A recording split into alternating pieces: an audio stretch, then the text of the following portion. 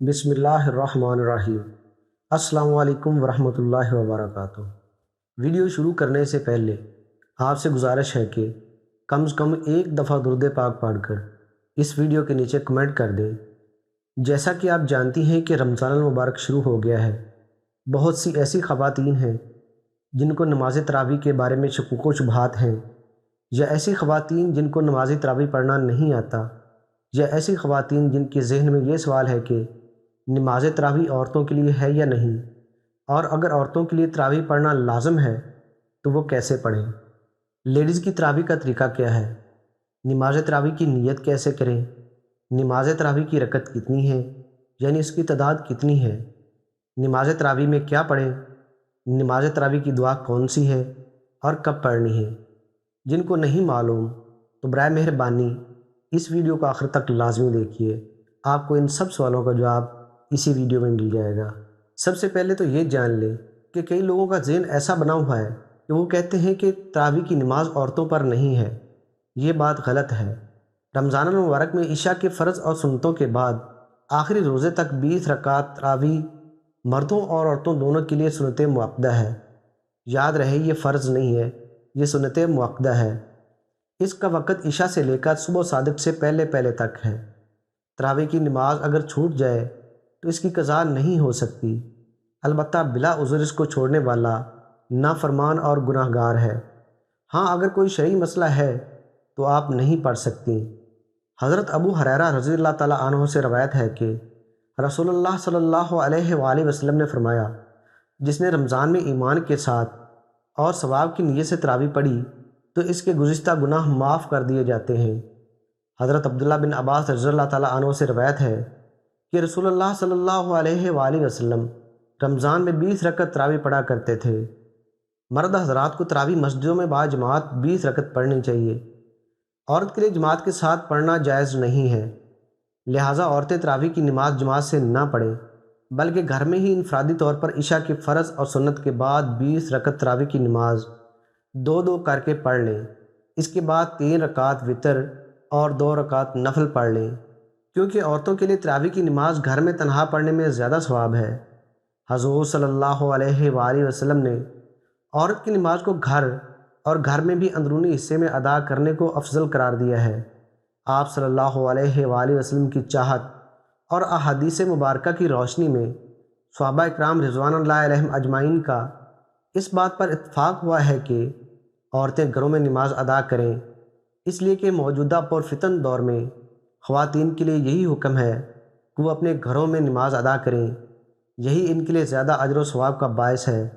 لہٰذا عورتوں کا گھر سے باہر جا کر مسجد یا کسی بھی دوسری جگہ میں اجتماعی تراویح میں شریک ہونا درست نہیں ہے۔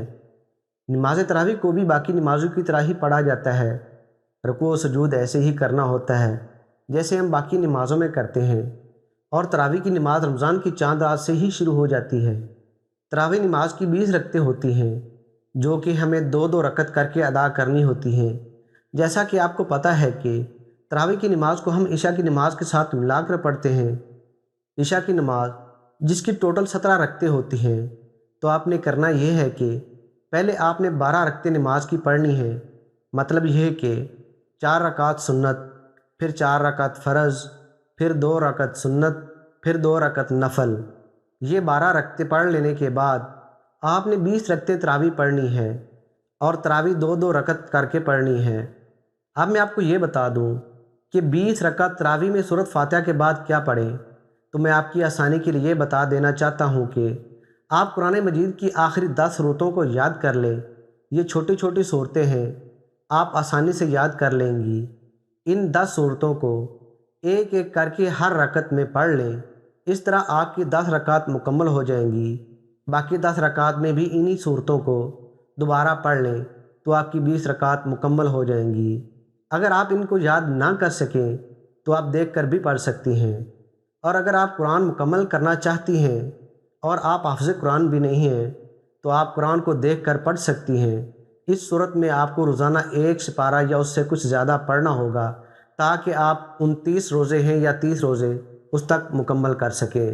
اور اگر آپ قرآن مجید کی آخری 10 صورتوں کو یاد کرنا چاہتی ہیں تو وہ میں آپ کو بتا دیتا ہوں وہ 10 صورتیں یہ ہیں: نمبر 1 سورۃ الفیل، نمبر 2 سورہ قریش، نمبر 3 سورۃ الماعون، نمبر 4 سورۃ الکوثر، نمبر 5 سورۃ الکافرون، نمبر 6 سورۃ النصر، نمبر 7 سورۃ اللہب، نمبر 8 سورۃ الاخلاص، سورہ 9 سورۃ الفلق، سورہ نمبر 10 سورۃ الناس۔ یہ قرآن مجید کی آخری 10 صورتیں ہیں جو بہت ہی چھوٹی ہیں اور ان کو آپ آسانی سے یاد کر لیں گی، اور انہی صورتوں کو آپ باقی نمازوں میں بھی پڑھ سکتی ہیں۔ اب میں یہاں ایک اور بات واضح کر دوں کہ آپ باقی جو نماز پڑھتی ہیں ان میں بھی یہ صورتیں جو چھوٹی ہیں ان کو پڑھا کریں، قرآن مجید کی ترتیب کا خیال رکھ کے پڑھا کریں، تو آپ کے لیے یہ بہت فائدہ مند ہے۔ یاد رہے کہ قرآن مجید کو اس کی ترتیب سے پڑھنا ہے، مطلب یہ کہ اگر آپ سپارہ وائز پڑھ رہی ہیں تو آپ سب سے پہلے پہلا سپارہ، پھر دوسرا سپارہ، پھر تیسرا سپارہ، اور اسی طریقے سے آپ 30 سپارے مکمل کریں گی ترتیب کے ساتھ۔ اسی طرح اگر آپ سورت وائز پڑھ رہی ہیں تو پہلے آپ نے پہلی سورت پڑھنی ہے، پھر دوسری، پھر تیسری، پھر چوتھی، اور اسی طرح ترتیب کے ساتھ 114 صورتوں کو آپ نے پڑھنا ہے، جو کہ قرآن مجید کی مکمل 114 صورتیں ہیں۔ لیکن یہاں ہم نے بات کی قرآن مجید کی آخری 10 صورتوں کی، تو وہ نام جو میں نے لکھے ہیں وہ ترتیب کے ساتھ لکھے ہیں، اور سورۃ الناس قرآن مجید کی آخری صورت ہے، تو آپ نے ایسا نہیں کرنا کہ پہلے آپ سورۃ الناس جو کہ قرآن مجید کی آخری صورت ہے اس کو پڑھیں، اس کے بعد سورۃ اخلاص یا سورۃ الفیل یا کوئی اور پڑھیں، تو یہ قرآن مجید کی ترتیب غلط ہو جائے گی۔ اب میں آپ کو نماز تراویح پڑھنے کا طریقہ بتا دیتا ہوں۔ سب سے پہلے آپ نے نماز تراویح کی نیت کر لینی ہے۔ یاد رہے کہ نیت دل کے ارادے کا نام ہے، اگر آپ زبان سے بھی نیت کر لیں تو یہ بھی درست ہے۔ نیت آپ اس طرح سے کریں گی: نیت کی میں نے 2 رکعت نماز سنت مؤکدہ تراویح کی واسطے اللہ تعالیٰ کے، رخ میرا کعبہ شریف کی طرف، اور اس کے بعد آپ نے اللہ اکبر کہہ کر ہاتھ کندھوں تک اٹھانے ہیں اور سینے پر باندھ لینے ہیں۔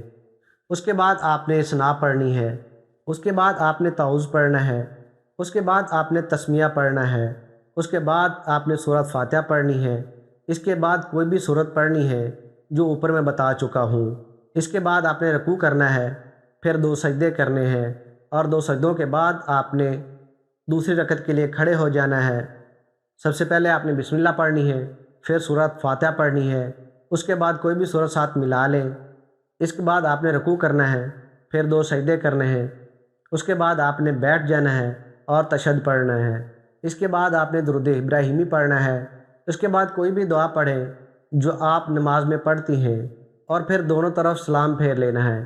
یہ آپ کی 2 رکعت نماز تراویح مکمل ہو گئی۔ اسی طرح آپ نے 2 کر کے نماز تراویح پڑھنی ہے، اور ہر 4 رکعت مکمل ہونے کے بعد تھوڑی دیر بیٹھنا ہے اور نماز تراویح کی دعا پڑھنی ہے، جو کہ یہ ہے۔